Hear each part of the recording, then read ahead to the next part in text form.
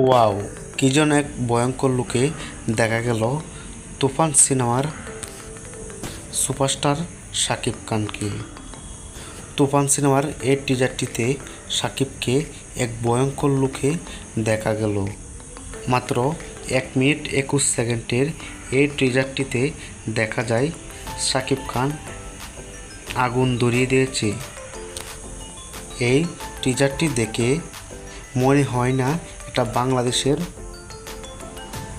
একটা ফিল্ম হতে যাচ্ছে, তবে এই টিজারটা শাকিবের জীবনের এক সেরা সিনেমা হয়ে থাকবে তুফান। এই টিজারটি দেখে দর্শকেরাও খুব এক্সাইটেড শাকিবের পুরো এই তুফান মুভিটি দেখার জন্য। এই টিজারটিতে শাকিব এক নতুন ভয়ঙ্কর লুকে প্রকাশিত হয়েছে। সো যাই হোক, এই টিজারটির ভয়ঙ্কর লুক থেকে আপনার কি মতামত তার নিচে থাকা কমেন্ট বক্সে অবশ্যই জানিয়ে দিন। ভিডিওটি ভালো লাগলে লাইক এবং কমেন্ট করবেন এবং সুপারস্টার শাকিব খানের নতুন আপডেট তথ্য পেতে সবার আগে এই চ্যানেলটি সাবস্ক্রাইব করুন। সবাই ভালো থাকবেন।